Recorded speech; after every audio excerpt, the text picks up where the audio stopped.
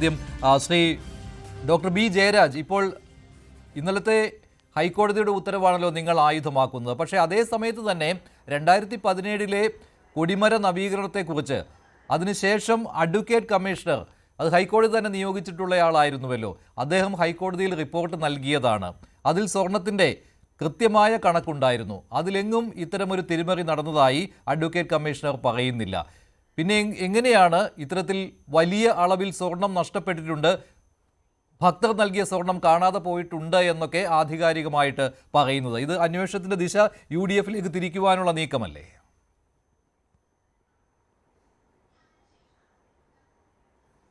ശ്രീ മഞ്ജുഷ, ഇതിനകത്ത് നമ്മളൊരു കാര്യം നോക്കേണ്ടത്, ഇന്നലെ അജയ് തറയിൽ പറഞ്ഞിട്ടുണ്ടായിരുന്നു ഏത് തരത്തിലുള്ള അന്വേഷണത്തിനെ ഭയപ്പെടുന്നില്ല, ആരുടെ മുന്നിലും പോകുന്നു. പക്ഷേ ഇന്നായപ്പോഴത്തേക്ക് അജയ് തറയിൽ ഒരു മലക്കം മറിയുകയാണ് ചെയ്യുന്നത്. അജയ് തറയിൽ പറയുന്നു ഇത് VD സതീശൻ്റെ ജാഥ അവിടെ വരുന്നുണ്ട്, ഇതൊക്കെ വെറുതെ ഡൈവേർട്ട് ചെയ്യാൻ വേണ്ടി പറയുന്ന കാര്യങ്ങളാണെന്ന്.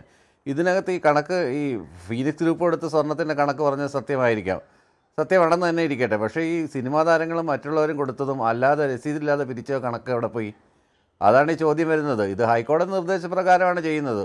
അത് കൃത്യമായിട്ട് VD സതീശൻ്റെ ജാഥ വരുന്ന അതേ ദിവസം തന്നെ അജയ് തറയലിനെ ക്വസ്റ്റ്യൻ ചെയ്ത് അങ്ങനെ വലിയ ഡ്രമാറ്റിക് സീനൊന്നും സൃഷ്ടിക്കേണ്ടുന്ന കാര്യമൊന്നും ഇവിടുത്തെ ഇടതുപക്ഷ ജനാധിപത്യ മുന്നണിക്കില്ല. അത് വ്യക്തമായിട്ടുള്ള കാര്യമാണ്. അങ്ങനെ ഒരു രാഷ്ട്രീയ പകപോക്കലൊന്നും ഈ വിഷയത്തിനകത്ത് ഉണ്ടായിട്ടില്ല. ഇതിനകത്ത് ഹൈക്കോടതിയുടെ നിർദ്ദേശപ്രകാരമുള്ള അന്വേഷണമാണ്. ആദ്യമേ ഈ സംഭവം വരുന്നത് എങ്ങനെയാണ്? ഹൈക്കോടതി നിർദ്ദേശപ്രകാരമുള്ള സംഭവങ്ങളാണ് ഇതിൻ്റെ തുടക്കം. അതിനെ തുടർന്നാണ് പിന്നെ ഇത് കാണാനില്ല എന്ന് പറഞ്ഞിട്ട് പോറ്റി പോകുന്നത്, പിന്നെ അദ്ദേഹത്തിൻ്റെ വീട്ടിൽ നിന്ന്, സഹോദരിയുടെ വീട്ടിൽ നിന്ന് ആ പീഠം കണ്ടെത്തുന്നതും, അതിനുശേഷം പിന്നെ വാജിവാഹനമായി മറ്റുള്ള കേസുകളായി പിന്നെ കൊടിമരത്തിൽ എത്തി നിൽക്കുന്നു. അപ്പോൾ ഇതെല്ലാം പരിശോധിക്കണം. ഇതിനകത്ത് ആരെല്ലാം കള്ളത്തരം കാണിച്ചിട്ടുണ്ട്, ഇവരെല്ലാം, അതായത് ശബരിമല അയ്യപ്പൻ്റെ സ്വർണം ആരൊക്കെ എടുത്തിട്ടുണ്ടോ, അല്ലെങ്കിൽ അതിനകത്തുനിന്ന് കൈയിട്ട് വാരിയത് ആരാണെങ്കിലും അവരെല്ലാം നിയമപരമായ രീതിയിൽ ശിക്ഷിക്കപ്പെടണം, കൃത്യമായിട്ട് കോടതിയുടെ മുന്നിൽ കൊണ്ടുവരണമെന്നാണ് ഹൈക്കോടതി ആവശ്യപ്പെടുന്നത്. ഇടതുപക്ഷ ജനാധിപത്യ മുന്നണി ഗവൺമെൻറ്റിൻ്റെ തീരുമാനം അതുതന്നെയാണ്. ആരൊക്കെ ഇതിനകത്ത് തെറ്റ് ചെയ്തിട്ടുണ്ടോ അവരെ മുഖം നോക്കാതെ നടപടിയെടുക്കുക. അവർ ആരായിക്കോട്ടെ, ഏത് രാഷ്ട്രീയ പാർട്ടിയിൽ പെട്ടവരായിക്കോട്ടെ എന്നുള്ള രീതിയിലാണ് അന്വേഷണം നടക്കുന്നത്. അപ്പോഴും ഇടതുപക്ഷത്തിൻ്റെ ആരെങ്കിലും പേരിൽ അവരുടെ ഉദാസീനത കുറവുകൊണ്ട് മജിസ്ട്രേറ്റ് രേഖപ്പെടുത്തിയില്ല എന്ന് പറഞ്ഞിട്ട് അവരെ ജയിലിലിടുന്നുണ്ട്, അതെല്ലാം നല്ല കാര്യം. അതേസമയം വലതുപക്ഷത്തിൻ്റെ ആരുടെയെങ്കിലും പേരിൽ ഇത് വന്നു കഴിഞ്ഞാൽ അത് രാഷ്ട്രീയ വകവോക്കൽ എന്ന് പറയുന്നതിന് ന്യായം മനസ്സിലാക്കാൻ പറ്റാത്തൊരു കാര്യമാണ്.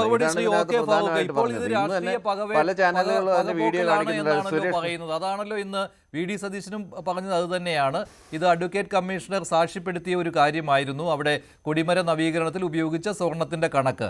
എന്നിട്ടും ഇപ്പോൾ ദേവസ്വം വിജിലൻസ് ഇങ്ങനെ ഒരു റിപ്പോർട്ട് ഹൈക്കോടതിയെ കൊടുത്തത് വഴി ഹൈക്കോടതിയെ തെറ്റിദ്ധരിപ്പിക്കുകയായിരുന്നു. സ്വാഭാവികമായിട്ടും ഹൈക്കോടതിക്ക് അപ്പോൾ അത് പരിശോധിക്കാൻ ഉത്തരവിടുവാനേ കഴിയുകയുള്ളൂ. ഇതാണല്ലോ UDF-ന്റെ വാദം. പക്ഷേ ഇതേ നടപടിക്രമങ്ങൾ തന്നെയല്ലേ ഇപ്പോൾ LDF ഭരണസമിതിയുടെ കാലത്തെ ക്രമക്കേടിനെക്കുറിച്ച് സംശയം തോന്നിയപ്പോൾ ആ സമയത്ത് ഹൈക്കോടതി ഉത്തരവിട്ടതും? അന്നും ദേവസ്വം വിജിലൻസ് ആണ് ആദ്യം അന്വേഷിച്ചത്, അവരുടെ റിപ്പോർട്ടായിരുന്നു അന്ന് ഹൈക്കോടതി പരിഗണിച്ചത്. അതനുസരിച്ചാണ് അന്ന് SIT-യെ നിയോഗിച്ചതും.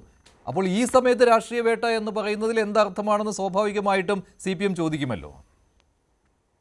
ഇതിൽ മഞ്ജുഷ, ഇവിടെ CPM ഒരു വലിയൊരു പ്രതിരോധത്തിൽ നിൽക്കുന്ന ഒരു സമയമാണല്ലോ. കേരളത്തെ സംബന്ധിച്ചിടത്തോളം, ഇന്ത്യയെ സംബന്ധിച്ചിടത്തോളം ഇത്രയും വലിയൊരു കൊള്ള, അതും ദൈവത്തിന്റെ സ്വർണം, ദൈവത്തിന്റെ വസ്തുക്കൾ പോലും അടിച്ചു മാറ്റുന്ന ഒരു സാഹചര്യം. ഞാനിപ്പോ MV ഗോവിന്ദ മാഷിന്റെ അദ്ദേഹത്തിന്റെ സംസാരം കേട്ടപ്പോ ഞാൻ അത്ഭുതപ്പെട്ടു പോവാണ്. ഒരൊറ്റ കാര്യം എനിക്ക് ചോദിക്കാനുള്ളൂ. ഈ കേസുമായി ബന്ധപ്പെട്ട് CPM-ന്റെ പ്രധാനപ്പെട്ട നേതാക്കന്മാർ, മുൻ MLA-മാർ പോലും ജയിലിൽ കിടക്കുമ്പോൾ അവർക്കെതിരെ ഒരു അക്ഷരം ഇണ്ടാത്തത് എന്താ? ഈ ഒരു ചോദ്യമാണ്.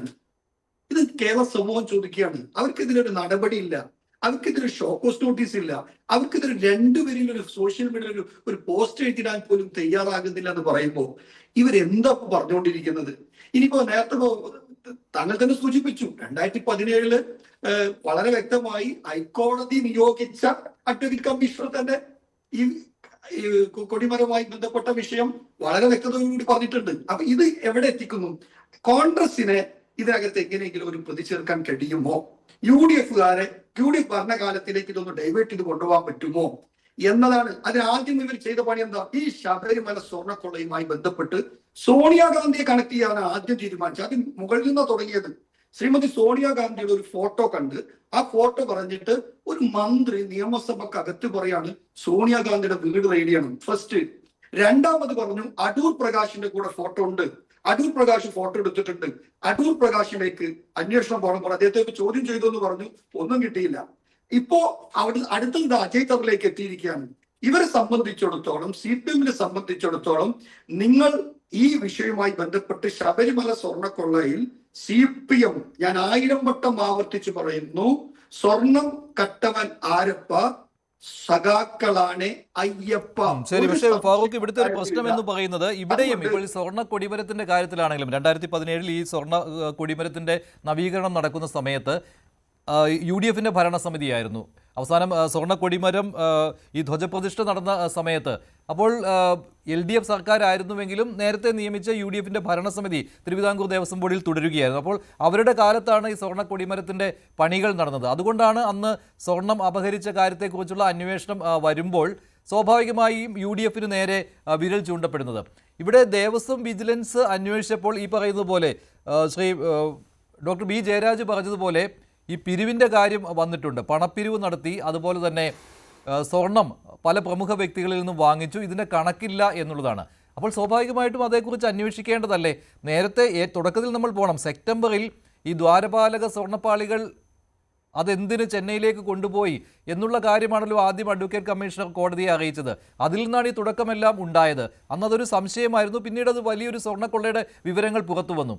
അതുപോലെ ഇതും അന്വേഷിക്കട്ടെ. അപ്പോഴേക്കും ഇത് VD സതീശന്റെ യാത്ര കൊച്ചിയിലെത്തുമ്പോൾ അജയ് തറയിലിനെ ചോദ്യം ചെയ്യുവാനും അദ്ദേഹത്തെ കൂടുതൽ വാർത്തകൾക്ക് News 18 Keralam YouTube channel subscribe ചെയ്യുക.